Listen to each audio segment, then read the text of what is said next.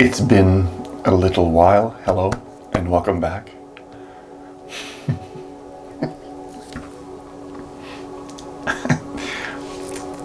The reason I haven't made very many videos as of late is because I understand the importance of solidifying and discovering for yourself what you may have heard in some teachings or in a video or in a book that inspired you. There is a time for gathering the information, and then there is a time to see what you can actually do with that information and how much of that information that you've acquired is actually truly to your taste. You may realize that after a certain amount of time with that information that some of it doesn't actually apply to you at all. You may also notice that some of that information you don't really understand in a way that you thought you did. So it takes that personal allowing it to digest, that exploration, that personal exploration of the thoughts that have been in your mind recently, the development that you perceive that has happened so far within your path, your journey. There comes a time where you need to let it digest and separate yourself from inspiration in order for you to become inspiring.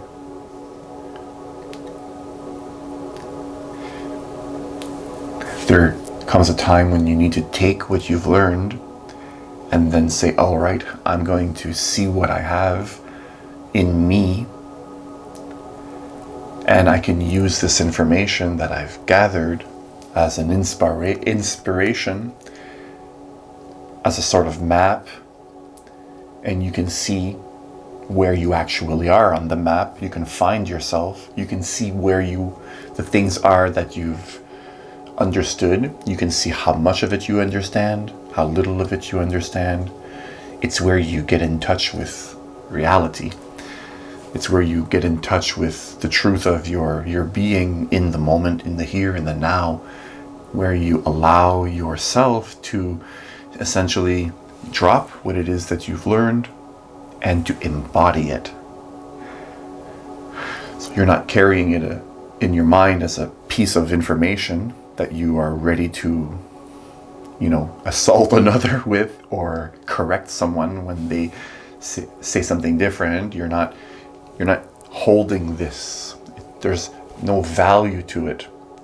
You don't create any value to this information that you've gained. You let it just be as what it is, and as you discover yourself, you recognize, you remain open to it, so that you recognize certain things that you may have seen in a teaching. You may have a certain recognition that something that someone had been talking about for a long period of time that you've been enthralled by or interested in, and you see, this is something that is also has changed in me, and now I see now that that is true for me too.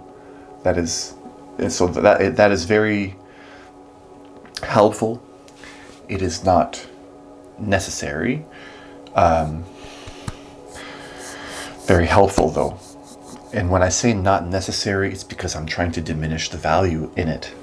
If you value that experience, then every time you value something, the fear of attachment comes in. You go back into duality as well, because if you like this, something else you dislike, you enter into a state of comparison. So you want to avoid that as well.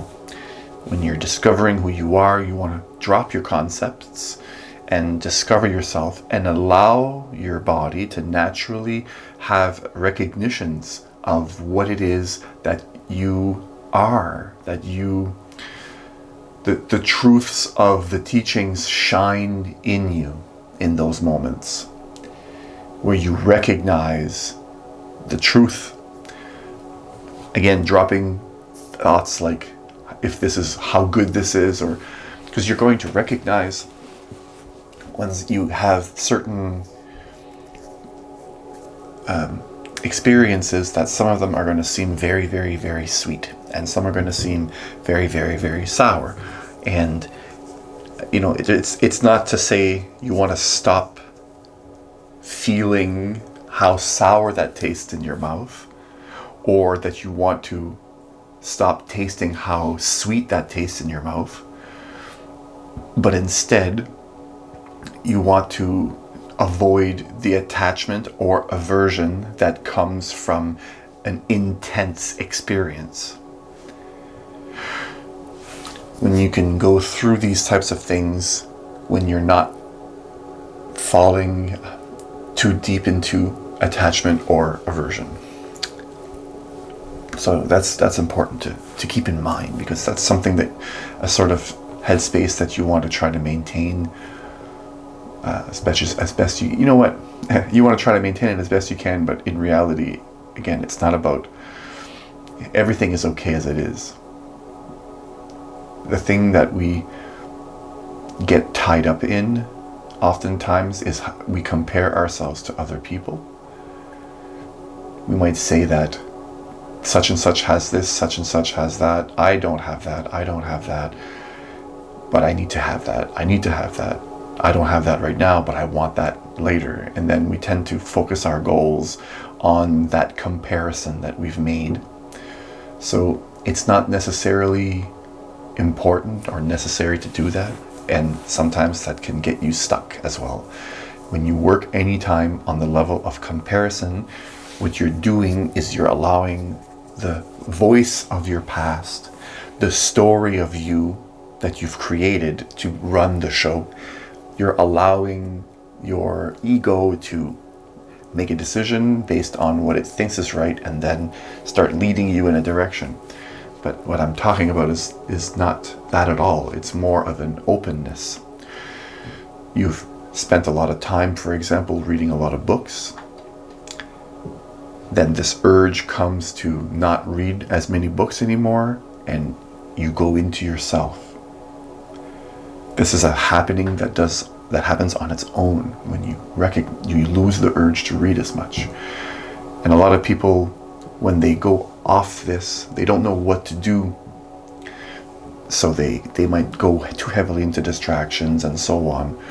But if you keep in mind that you're now digesting the information and you want to discover in an open way, in a way that you're open to new energies. You can almost think of it this way, and this is not accurate, but it's a way of visualizing that helps a little bit. If you're in a state of being where you believe everything you have is inside and you don't need anything from the outside, you may close yourself off from the outside. You may look into your past, your memory, your thoughts for everything. That may be your whole. But then you become closed. And in this example I'm giving, imagine that out here is a lot of different types of things that could help you. Different parts of your memory just would give you a wider understanding. So there's things out here that you're blocking with that state of mind if you're always only looking in. Just think of it that way for a second. Now, if you have another state of being where you're open not only to out, but to in as well. So you're not choosing where you're looking and you're not closing any possibility, but instead you remain open.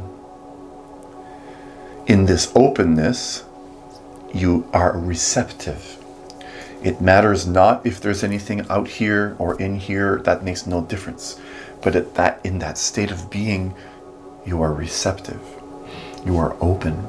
It's like as if you take a radio and instead of only trying to stay on one frequency, you have this ability for the radio to perceive all frequencies at once.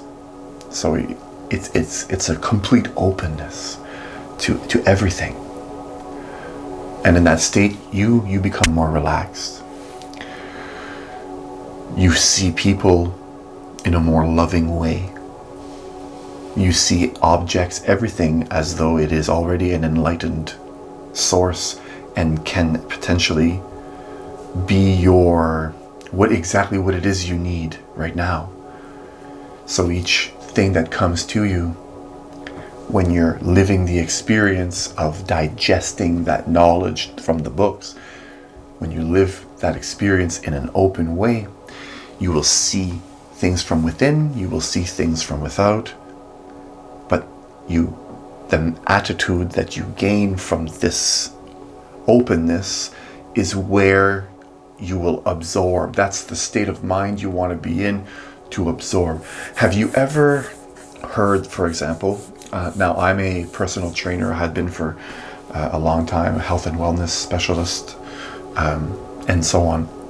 Have you ever heard that if you eat a large meal, you might have experienced this, and then you go exercise intensely right after your meal, you could actually vomit. It's possible that you may throw up. In the least, you probably will have an upset stomach. And this is because your stomach can't digest whenever you're asking a lot of energy expenditure from the body. If you're doing something very difficult physically, well, your body needs to take the energy in your body and redirect it into the muscles and the blood, the heart, that sort of thing, your breathing, your lungs. So the stomach, the digestive system, it stops or slows down significantly. And in extreme cases, it will actually get rid of it so it doesn't have to do anything with it, so that it can dedicate its energy 100% to the exercise. Well, then you feel like crap. And you did something in a way that was not organic or not proper for the body, right?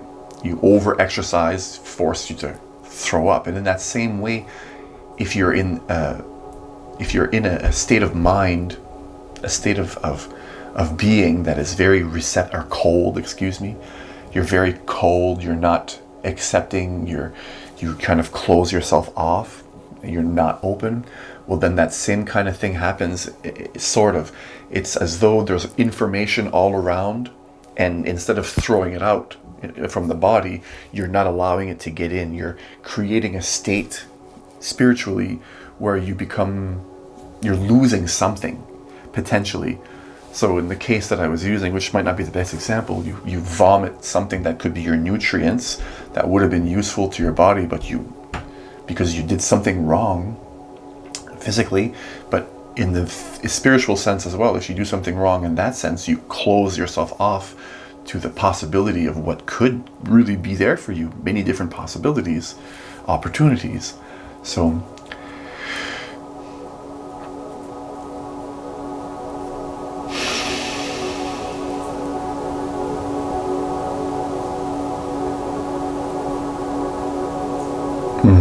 So now seems like a time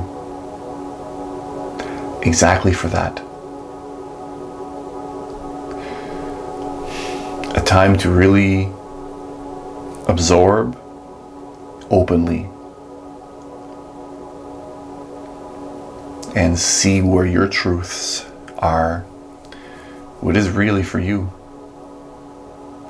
Because ultimately, if you're watching a video, reading a book, then there may be a subtle aspect of you that sees yourself lower than this person or whatever it is, right? The person that wrote the book. It might be on a very subtle level, but this is a very closed attitude that will block you.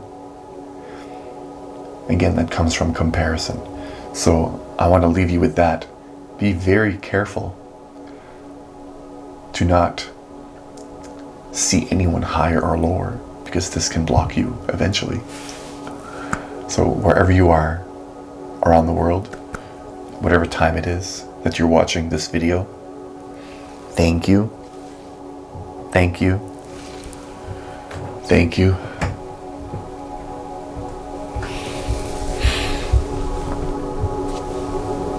Peace.